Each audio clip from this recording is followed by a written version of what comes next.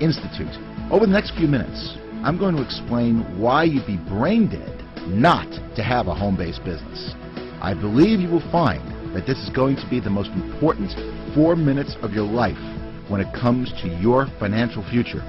So you may want to take some notes and put aside anything that might distract you. First of all, I want to emphasize something right up front. The rich know something that most people don't know. They have a secret. And the secret is that we have two tax systems in the United States. Now when I say that, most people think that there's one for the rich and one for the poor, and that's not quite true. There's one to make you rich, and then there's one to make you poor. There's one for employees, which is designed to take your wealth and make you poor, because you are taxed on $1. And then there's one for self-employed individuals, which is designed to create economic growth. And the reason for that is that small business generates over 70% of the job growth in North America. It is not IBM, it's not Microsoft or American Airlines, it's small business. So Congress passes good tax laws for small business. In fact, the important point is that small business get to take deductions first before they pay any taxes, unlike employees who have to pay taxes on $1. You can save big money by taking advantage of these good tax laws. And these laws are available to you in business, whether it's in full-time in business or part-time or just in your spare time. It doesn't matter as long as you run your business with an honest expectation of profit, which means you're really trying to make money. In fact, if you know what you're doing in a small business, you have the potential to write off part of your house, your spouse, the equivalent of your kids' education and weddings. I'm not kidding when I say that, by the way. You can set up a pension plan that makes any government plan seem paltry by comparison. The potential is just enormous. Good proof of this was illustrated by a lady named Jane Bryan Quinn. Jane Bryan Quinn is a nationally syndicated economist. You may have heard of her. She is a nationally known commentator on personal finance, with books and columns read and trusted by millions. She did a study of a couple who made $40,000 a year. And $40,000 didn't go that far. So the husband said to the wife, "Honey, you got to go out and get a job," which she did, and she made an extra $20,000. Now they're looking at their bank account, and they see no difference at the end of the year. I mean, she's making $20,000 more than she made the year before. What's going on? Did you ever hear that you have to have two incomes to make it in this country? Do you know why? You're about to get a 6-month financial planning course in the next few minutes.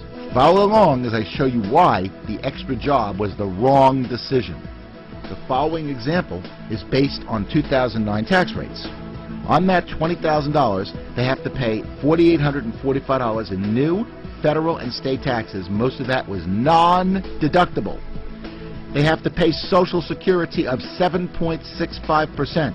On $20,000, that's $1,530 of Social Security, which is non-deductible. We assume that they drove 10 miles a day round trip. And that's probably pretty conservative, I think. But let's go with that. 10 miles a day round trip, 5 days a week, 52 weeks a year at IRS's current 55-cent a mile rate. That's $1,430 of commuting, which is non-deductible. We assume lunch is at work, and we assume that they spent $7 a day, 5 days a week, 50 weeks a year. That's $1,750 of lunches, which is non-deductible. We assume that you have to have clothing, better clothing in fact if you're working, more upkeep, because now you're working, you're going to have more dry cleaning, and that's gone up by at least $1,200 over not working. And finally, with both spouses working, you think they want to cook? Heck no! They want to eat out, where their food costs have gone up by at least $2,000. And what about child care? I bet you they spend at least $125 a week in our example. And I'm not sure we can get child care for 3 kids for $125. But $125 a week, 50 weeks a year, is $6,250 in child care.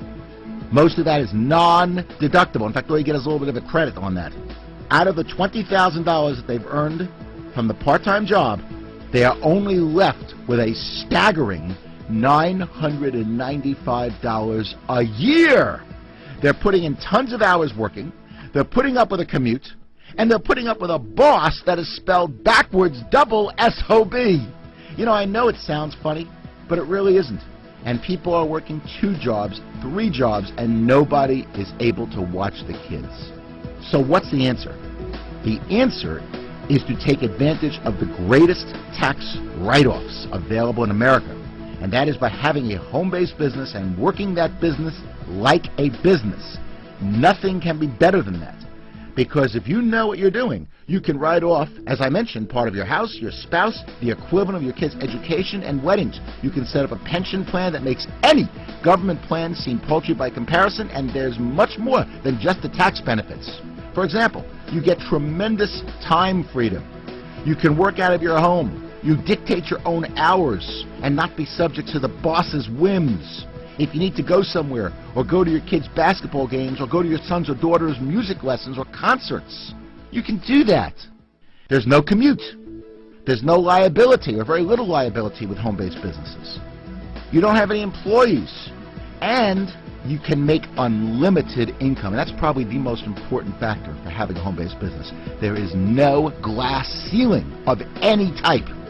Having a home-based business is probably the smartest thing that anyone can do. And what amazes me is that people will work overtime to try to get ahead in a company, when frankly they should be putting in as little time as possible to avoid getting fired and getting a part-time home-based business going. Who knows? Maybe that business will generate enough money where you can quit your job altogether. Wouldn't that be nice? That's the point. Having a home-based business will generate enormous benefits for yourself and your family. It's something you should really consider, and it will make your life a lot less taxing. I would strongly encourage you to carefully evaluate and get started with your own home-based business today. The tax benefits are incredible, but a home business has so much more to offer. Extra income, being your own boss, financial security, setting your own hours, working from the comfort of your home, more time with family, and the list goes on and on. Most importantly, you are working on your dream instead of someone else's. Now that's the beautiful thing.